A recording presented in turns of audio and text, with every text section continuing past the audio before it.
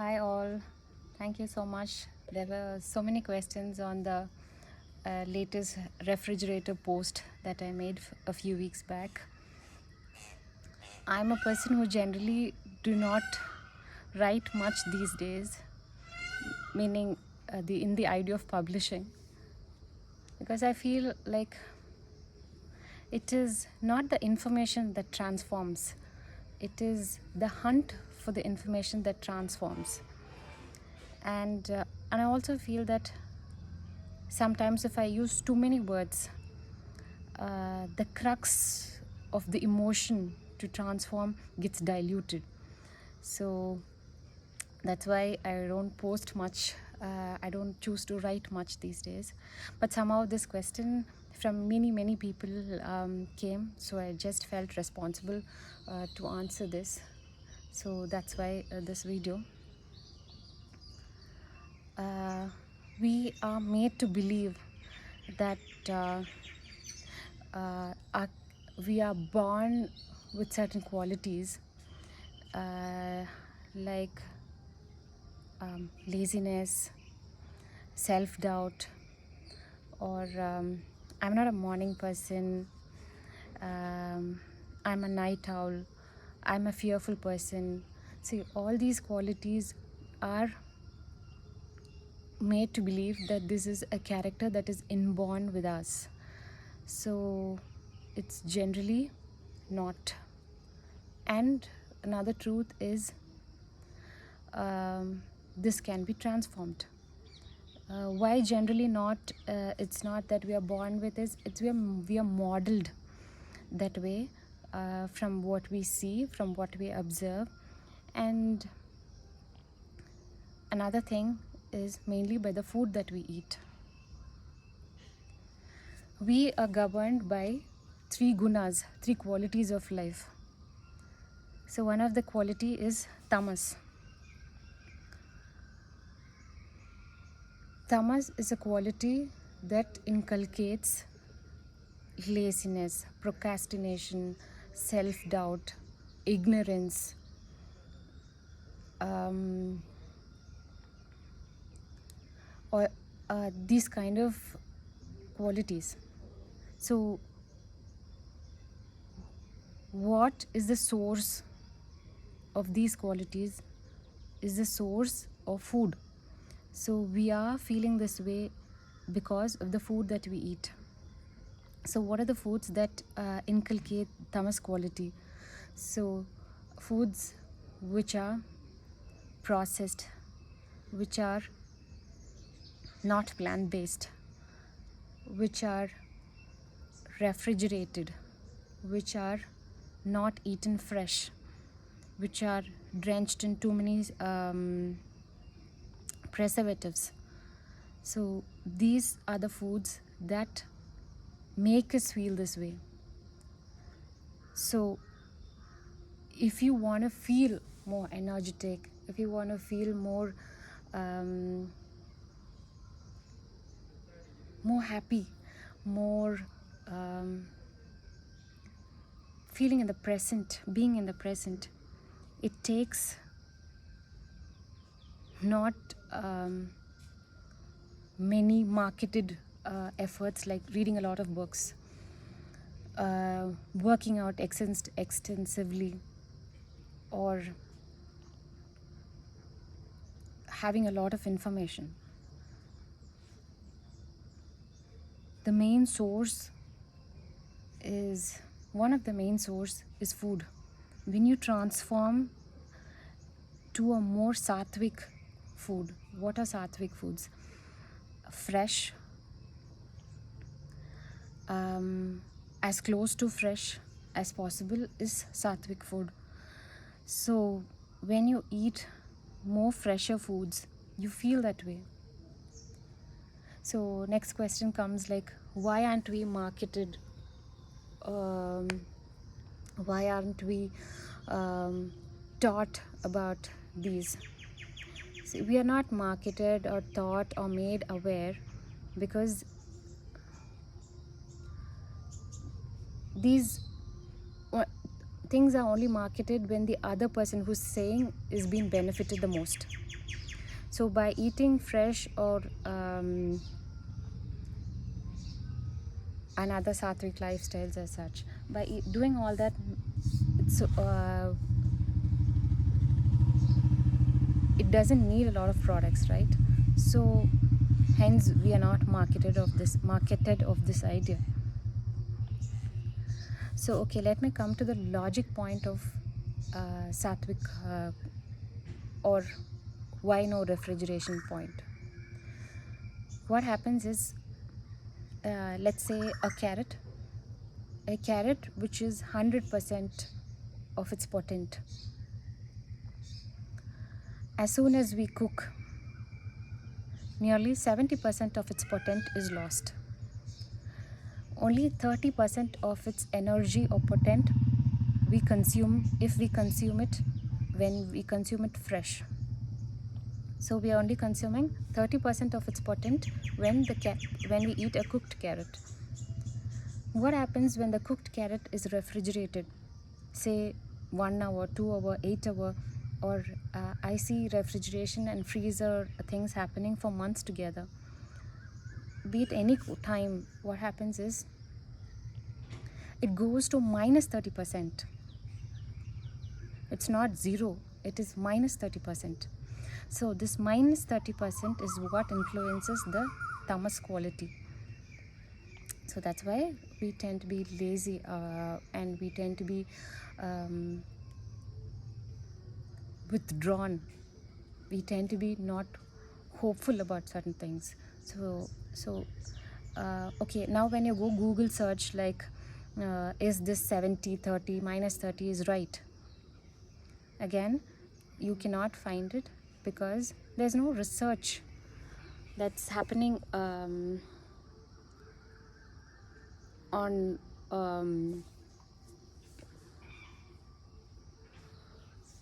in much of these things, because as I said, there's the researcher is not being profited, because so that's why you cannot find these numbers in exact. But this 70-30 and minus 30 is just, it's an average. If you find correlate with many articles, this can be found. So that's why I do not put any cooked meal into the refrigerator. Coming to the why are you not putting fresh fruits and vegetables into the refrigerator? See, fresh fruits and vegetables are a pocketed form of sunlight. When you put this pocketed form of sunlight into darkness, moisture, and basically we are suffocating it, what happens? Its potent starts to decrease. So let me recall my marketing philosophies here. There's no return on investment of what you've made. So the carrot that you bought for 50 rupees a kg, you are only consuming a few percentage you're only reaping few percentage of the investment that you made.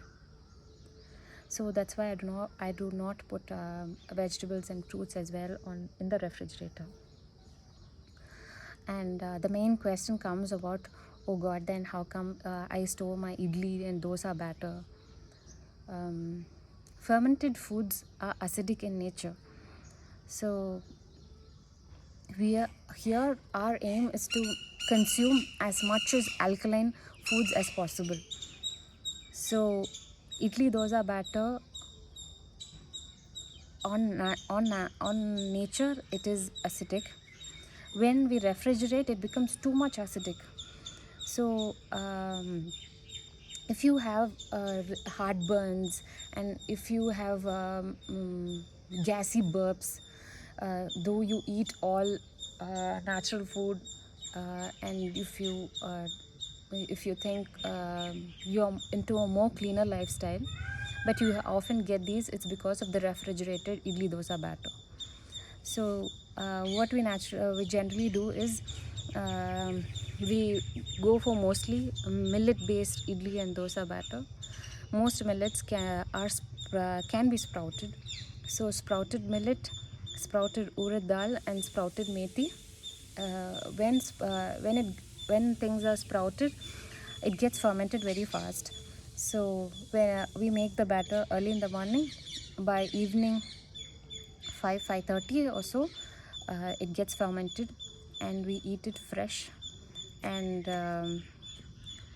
we make a quantity that is sufficient for all of us at home. We try and make it as sufficient as possible. Sometimes there is extra. So what do we do with the extra? Because we eat dinner by 5:30, 6 p.m.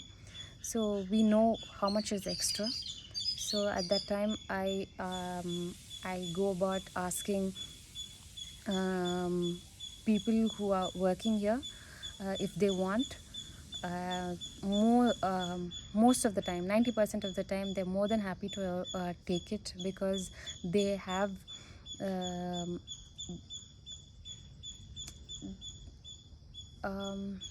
they somehow like the freshness of the food.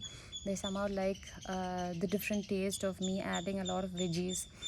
So they're very happy to take it. Sometimes they even have told me that, like, I've already got my dinner, so I don't want. So in that case, what we do is, I live in a neighborhood which is a village right now. So there are many farm animals here nearby. So I feed the farm animals.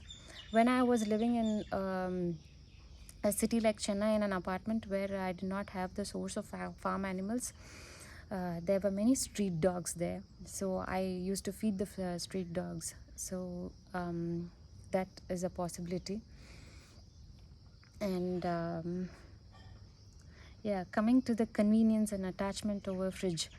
So the convenience here is, if I have my meal ready, or if I have my vegetables ready in my refrigerator, I need not Swiggy, or I need not order outside.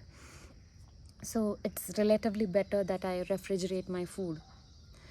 So my question here is, at we are doing this refrigeration convenience on the cost of losing what? Today it might look like convenience. Today it might look like time saving, energy saving, money saving.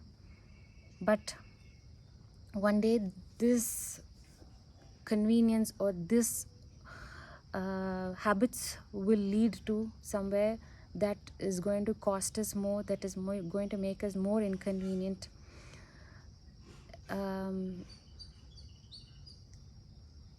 The biggest investment is a healthy body, rather than things that we are running to accumulate. So if you're looking for convenience, question yourself, you're doing this at what cost of it? Coming to the attachment part. See, I know people who live far off from hometown, or far off from where our mothers live. Usually when mothers come, they make sambar, or they make their specialty thing in large batches, and that has been freezered for a long time, until mom comes the next time again to visit.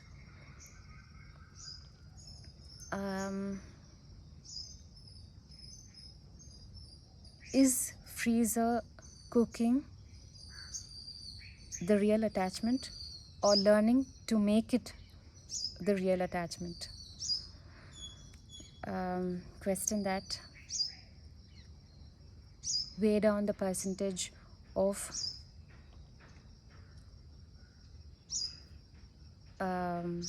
convenience and attachment.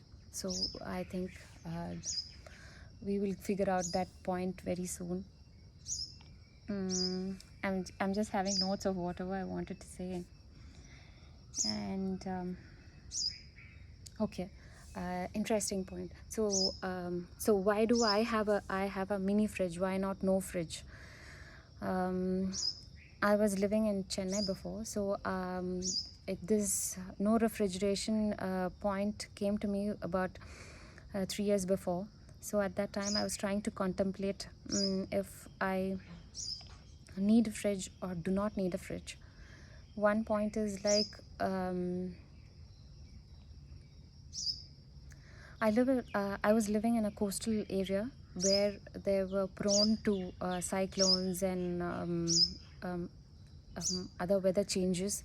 So it, in case of emergency, was the fridge that time.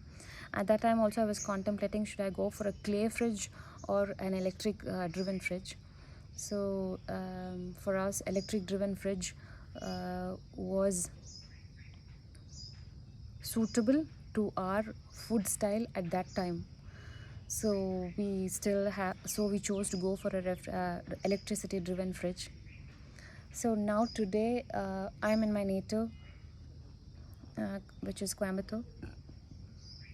Today I'm living in a family, like my family is bigger, where not everybody of us is 100% of Sattvic lifestyle. So the fridge comes in handy during those times of necessities. So we try to use our fridge as minimum as possible. So I had a big fridge before, and then I sold it to buy a smaller one. So for people who are planning to give away the fridge, one, you can sell it, two, you can just give away, and three, if I had that opportunity now, I would have definitely done, or I'm trying to do, put the fridge outside, on the street. Let somebody who has no food, or somebody can make a relatively better choice. Anybody can use the fridge, anybody can put in, anybody can take out. So I'm thinking of that, not I would have thought of what, I'm thinking of that. Yeah, this is what I felt like saying. And if you have more questions about refrigeration, I would be happy to answer. Thank you.